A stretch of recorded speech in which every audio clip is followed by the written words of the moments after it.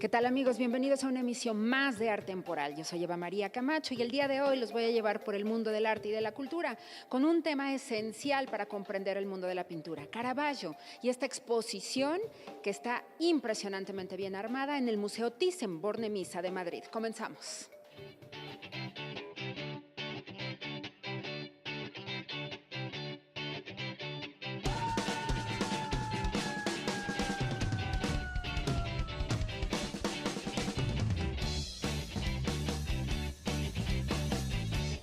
El tercer mejor pintor del Renacimiento, Caravaggio, estará presente en nuestro programa por demás cautivador. No te pierdas la última exposición en Madrid. Además, una charla interesante con un impresionante talento, escultor de estirpe, el maestro Miguel Peraza, un artista que utiliza variedad en los materiales para sus obras. Diviértete con nuestras trivias, curiosidades, aprendizaje, todo esto y mucho más, solo en Arte Temporal. Comenzamos.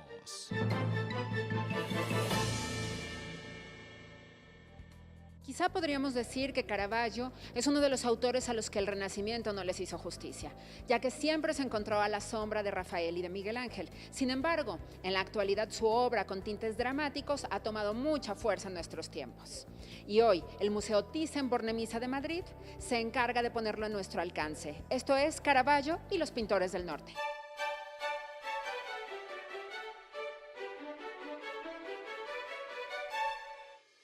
Caravaggio pasa hoy por ser uno de los grandes pintores de la historia, pero unas décadas tras de su muerte y una influencia que hoy llamaríamos viral, fue casi completamente olvidado hasta su redescubrimiento en el siglo XX. Desde luego, no había permanecido a la altura de clásicos de su época con los que ahora se mide, como Velázquez, Rubens o Rembrandt, por poner ejemplos de fama casi ininterrumpida.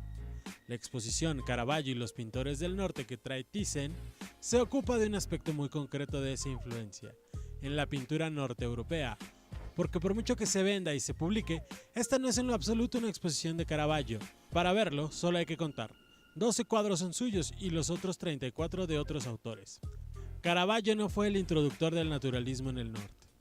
Lo que sí hizo, partiendo de ese rasgo estético e ideológico común, fue aportar a esos pintores norteños otros elementos: dinamismo, un uso dramático de la luz y del color, centrar el tema mediante la supresión de elementos entendidos como decorativos, la captura del momento, el realismo, el pintar del natural o el reflejo de lo muy mundano, fueron para esos pintores norteños la menor de muchas influencias. En general, la exposición resultará entretenida, pero no responde a su convocatoria. No resulta de especial relevancia en Madrid ni está plenamente lograda. Si no fuera porque establece lazos interesantes, aunque ya anteriormente estudiados, y porque trae unos cuantos buenos Caravaggios y una larga lista de pintores poco familiar, la verdad es que su interés sería muy reducido. Tal y como es, tenemos una exposición que ilustra, pero no ilumina. Hablar de Caravaggio es entender a un artista diferente. Jamás existió quien pudiera llenar el arte de claroscuros como él, expresar la divinidad al mismo tiempo que la miseria humana. Un genio que murió huyendo y que tal vez si hubiera nacido 400 años después, hubiera muerto con una sonrisa en la boca. Vamos ahora a conocer el panorama nacional con mi compañero Héctor González Silva.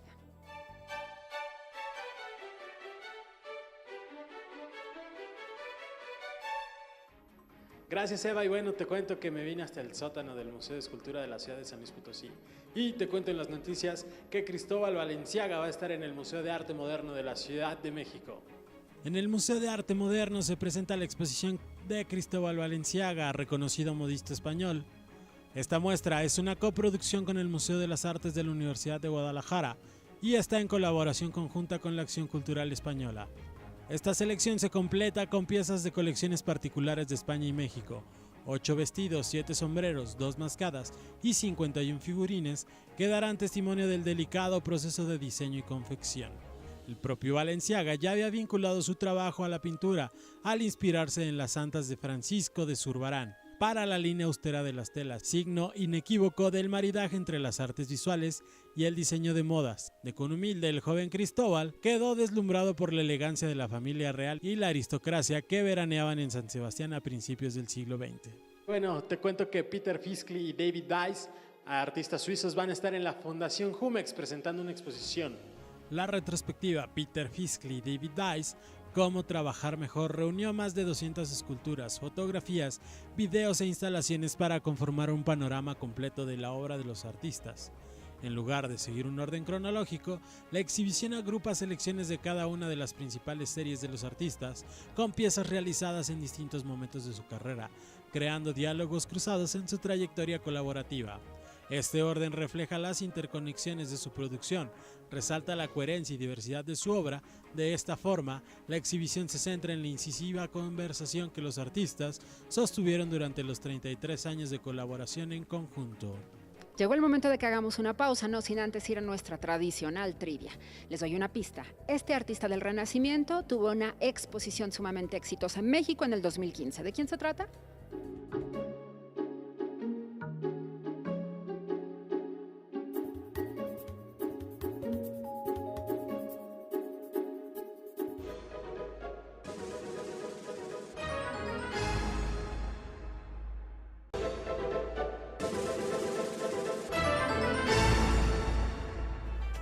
Llegó el momento de presentarles a nuestro artista invitado de esta emisión. Se trata del escultor Miguel Peraza.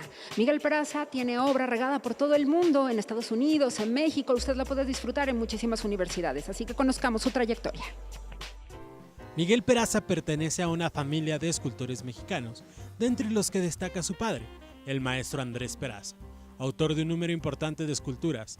Con rigor y oficio, Miguel Peraza desarrolla sus proyectos creativos en una experimentación constante en la que ha utilizado casi todas las técnicas y materiales. Poseedor de una rica imaginación que estructura su proceso creativo y nos entrega como resultado de este ricas composiciones donde la geometría siempre jugará un papel preponderante.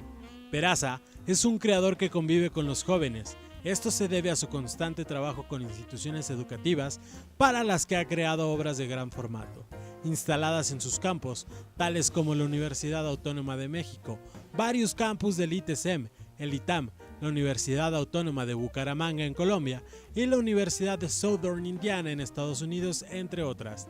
Te invito a que disfrutes nuestra charla con el maestro Miguel Peraza.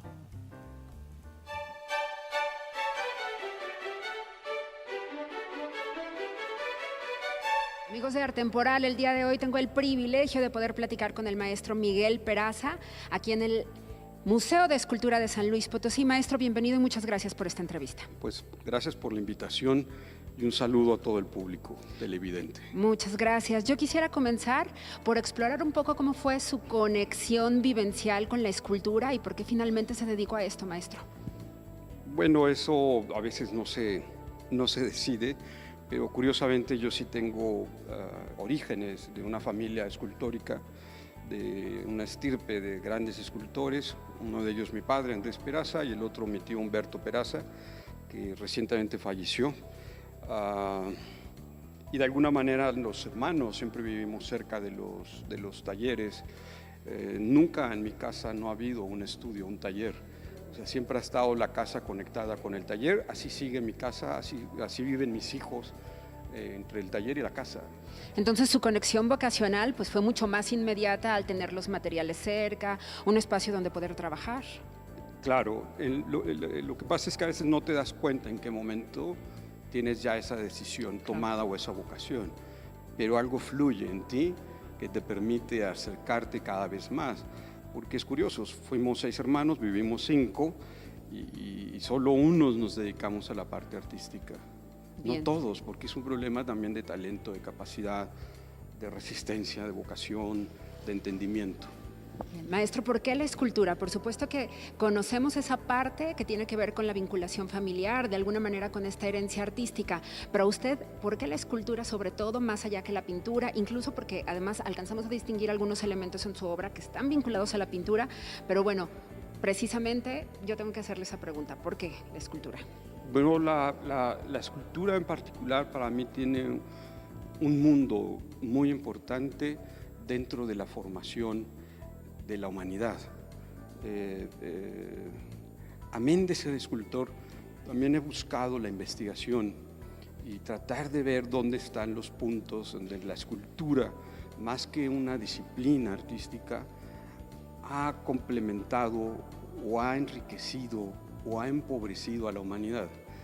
Y esto me llevó a estudiar a los grandes maestros, llevarme a estudiar, a tener un mundo de lecturas que me pudieran ayudar en el trabajo de la escultura. Al estar tan cerca de mi padre, de Andrés, pues también nos visitaban muchísimos artistas en casa, o nosotros visitábamos.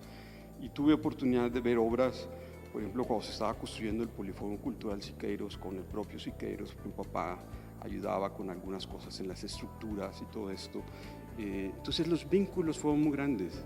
Y la escultura la fui complementando con otra área que fue la arquitectura, con otra área que fue la ingeniería, y luego descubrí el mundo maravilloso de las matemáticas.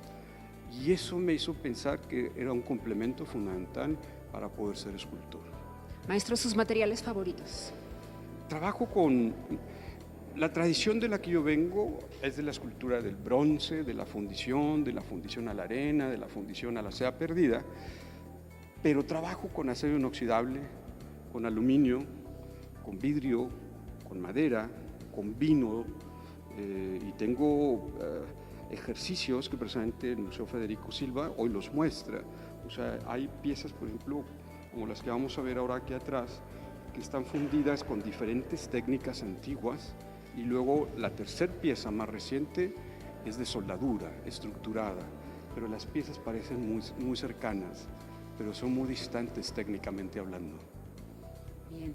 Yo sé que además tiene este vínculo muy fuerte con las universidades. En México podemos conocer su obra en diferentes institutos, en el Tecnológico de Monterrey, ahora en la UNAM. Entonces yo le quiero preguntar, ¿por qué ese trabajo tan cercano con las universidades y además específicamente con los profesores en las universidades? Bueno, esto fue una decisión que tomé hace mucho tiempo, y ya no nada más con las universidades. Ahorita regreso al tema de las universidades. Esta escultura, por ejemplo, le pertenece a un kinder. Aquí hay esculturas que se trajeron de escuelas primarias para poder que ellos coexisten con esta obra, porque la idea es que los estudiantes enriquezcan su espíritu, que las áreas que representan el arte, la producción artística dentro del mundo cultural, que es precisamente en este caso la escultura, los acerque espiritualmente, como lo hace la música, la literatura y otras áreas, al mundo de la libertad, y a entender que la producción no solo se trata de dinero. Entonces, en el caso de las universidades, es determinante que los estudiantes comprendan que no es todo una maquinaria económica. Si el ser humano pierde su aspecto espiritual, su parte más íntima, la humanidad no va a tener reversa. Es una desbandada a un futuro incierto, y desgraciadamente pareciera un holocausto, cuando la humanidad, con los avances que tiene, tendríamos una enorme esperanza de sobrevivir y a lo mejor viajar por otras partes del universo y del cosmos. Pero si nos descubrimos, si la universidad se cierra o los dirigentes próximos se cierran a un círculo tan pequeño que es el dinero, van a terminar mordiéndose la cola a sí mismos, porque va a morir la humanidad de hambre. El arte abre otras perspectivas, otros canales, otros aspectos de la libertad, de la espiritualidad, del crecimiento, del respeto a la vida, del respeto a la amistad, del respeto al espacio público. Y los universitarios, cuando salen, toman los cargos más importantes de todos los países en el mundo. El planeta no se ha dado cuenta que los universitarios son como una especie social, una clase social aparte de todos los demás, porque cuando terminan son los cargos directivos o son los cargos de gobierno. Son nuestros gestores del futuro. Son los gestores del futuro. Y si son insensibles frente a toda la expresión humana, la humanidad tiene muy poca oportunidad. Entonces hay que prepararlos con otros tintes y con otras características, y en este caso por eso decidí meterme tan fuerte con las escuelas. Bien, es ir sembrando también esa parte cultural y sobre todo esa sensibilidad que necesitamos los profesionales, ¿no? También en cualquier área, pero bueno, todavía más aún en el ámbito de la política, puesto que si además nuestros líderes políticos no son lo suficientemente cultos, pues tampoco vamos a lograr que comprendan ahora sí que toda esta toda esta prosperidad artística que tiene México además, ¿no? Precisamente con respecto a eso, maestro, yo le quiero preguntar, ¿cómo ve el panorama de la escultura en México? ¿Cuál es su percepción? Yo creo que no solo de la escultura, sino de la profunda confusión que existe entre no entender qué es cultura y qué es educación. Siempre se le ha cedido a la parte educativa la cultura. La parte cultural, sí. Pero eso es un error. La cultura es un asunto del espíritu de la ley, es un asunto de políticas públicas, es un asunto de construcción hacia el mejor país y a la unidad de la nación. Las naciones se forman porque somos muchos pueblos, porque somos mucha gente con diferentes idiomas, con diferentes costumbres, diferentes alimentos, pero que nos conformamos en un solo Estado, que es el Estado mexicano. Y todos tenemos derecho y oportunidad a la educación, a la salud, a la economía, a la familia, a la libertad de credo, en fin. Y la cultura es todo eso. La cultura es el espíritu de crecimiento. Y la escultura es una parte de la producción artística de la cultura, como la música, como la literatura, como son las matemáticas. Son partes de lo que construyen culturalmente un país. A mayor cultura, mejor solución a los problemas sociales. A mayor ignorancia, nos enfrentamos a una guerra. Y desgraciadamente la indigencia cultural de muchos líderes políticos nos tienen contra la pared, porque cada vez cancelan más los espacios públicos y cancelan más los museos y toman otras decisiones que no nos permiten generar un país libre, porque están aterrados frente a su ignorancia, a que nosotros no somos capaces y dignos de vivir como mexicanos libres, como gente productiva y pasar por este planeta con dignidad. Así es, maestro. Por último, yo quisiera preguntarle, ¿cuál es el aporte que finalmente tiene la escultura actualmente al mundo del arte? Es decir, este aporte que usted reconoce además en su propia carrera, las matemáticas, la arquitectura y toda esta suma de ciencias que realmente pues, están influyendo en la escultura de una manera para que sea mucho más dinámica, para que además sea muchísimo más osada en estos tiempos. ¿Cuál es su opinión con respecto a ese aporte artístico que realiza el día de hoy la escultura? Bueno, la escultura no solo es un objeto decorativo, ni solo es un objeto para transformar cosas, es una función básica interactiva entre el ser humano, la sociedad y las obras. Ahorita presente en esta escultura, esta es de uso diario en un kinder, se llama Carretilla con Niños, y está dañada, está golpeada la escultura, tiene detalles que parecieran imperfecciones, pero en realidad es por el uso que los niños hacen de la escultura. O sea, aquí es un ejercicio interactivo donde se rompe un paradigma de que el arte solo es para verse y que no se puede usar. El mundo contemporáneo está tirando hacia el mundo virtual. Pareciera que la pintura, la arquitectura y la escultura todavía están inmóviles frente a ese brutal cambio. Todavía no sabemos vivir virtualmente. Sí podemos recibir información virtual, pero no vivimos en casas virtuales. La escultura tampoco todavía se puede vivir de manera virtual porque son objetos. La pintura, un coleccionista que va a comprar obra de Picasso o de grandes artistas, no puede dejar de irlo a ver. No puede dejar de irlo a contemplar para entender. Que toda la parte presencial, como ese peso, ¿no? Esa impresión, esa percepción importante. Las texturas, la forma, el valor, porque hay que enfrentarse a la escultura. Cuando uno ve la fotografía, pues se ve lo maravilloso, lo horrible o lo que suceda con esa obra, pero cuando la gente logra enfrentarla, tocarla, ¿no? Sentir que hay una textura, que esto es aluminio, que esto es fierro, que cambian las temperaturas. Claro, sí. Digo, aquí se ven las huellas, ¿no? De los niños, ¿no? Porque la usan, está dentro de un kinder, y con ese fin se hizo, de hacerla interactiva. de poder funcionar con la obra, para que ellos desde pequeños se vayan, después de descubrir que no era con los universitarios, sino que hay que venir desde atrás con ellos. Y yo creo que ese cambio, el mundo está cambiando al mundo a larga distancia, a la educación virtual, y las artes han permanecido todavía como en un sitio especial, porque precisamente hay que hacer este ejercicio. Claro, no tendrían que ser una cuestión privilegiada, sino una cuestión mucho más de todos, mucho más cotidiana. Yo siempre he dicho que el arte que no es para todos no es arte. El arte es una cuestión compartida del ser humano. Y si nosotros recordamos la Biblia desde el principio, para crear la vida, Dios en el Génesis usó barro. Estaba inaugurando la vocación artística del escultor. Muchas gracias. Este es el maestro Miguel, aquí con toda esta exposición magnífica que esperemos que no se la pierdan. La respuesta de la trivia, evidentemente, corresponde a Miguel Ángel, que en el año de 2015 tuvo una exposición muy exitosa en las ciudades de México y de Guanajuato. La obra recuperó bocetos muy importantes del pintor, escultor y arquitecto.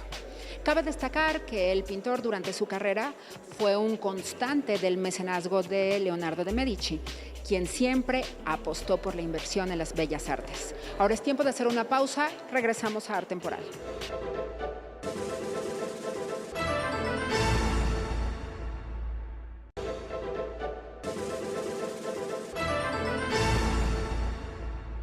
La frase dar gato por liebre es una referencia constante en las obras literarias del siglo de oro en España, siendo Quevedo uno de los autores que más lo usaba.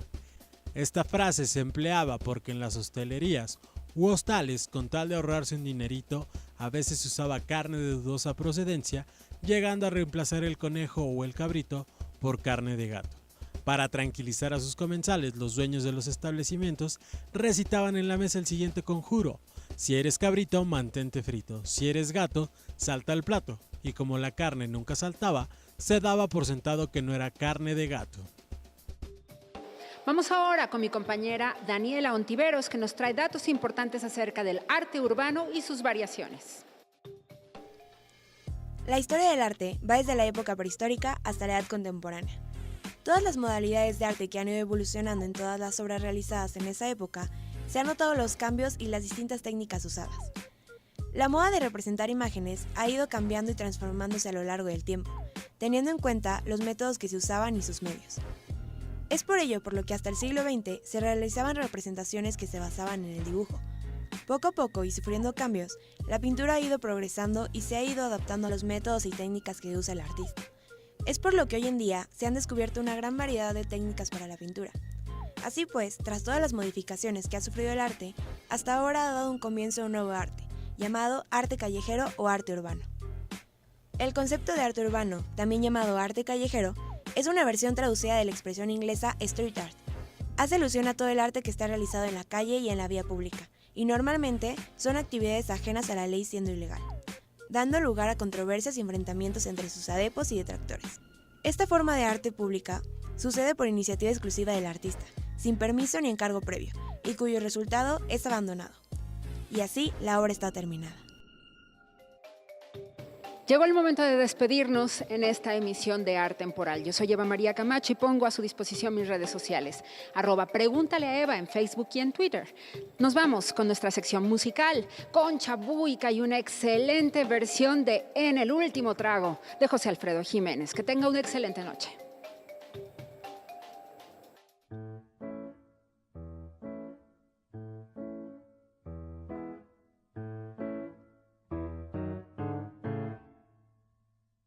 Tómate esta botella conmigo. En el último trago nos vamos. Quiero ver a qué sabe tu olvido, sin poner en mis ojos tus manos. Esta noche no voy a rogarte. Esta noche te vas de veras. Qué difícil tratar de olvidarte sin sentir que tú ya no me quieras. Nada me han enseñado los años. Siempre caigo en los mismos errores. Otra vez a brindar con extraños y a llorar por los mismos dolores. Tómate esta botella conmigo, en el último trago me besas. Esperamos que no haya testigos, por si acaso te diera vergüenza.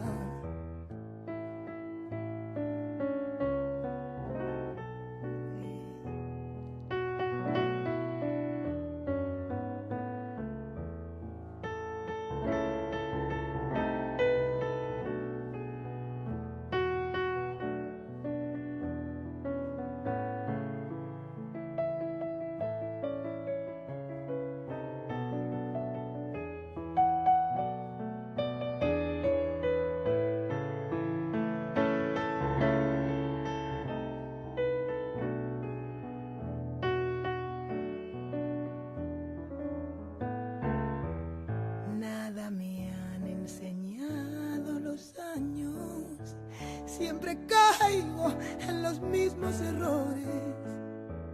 Otra vez a brindar con extraños y a llorar por los mismos dolores. Tómate esta botella conmigo y en el último trago nos vamos.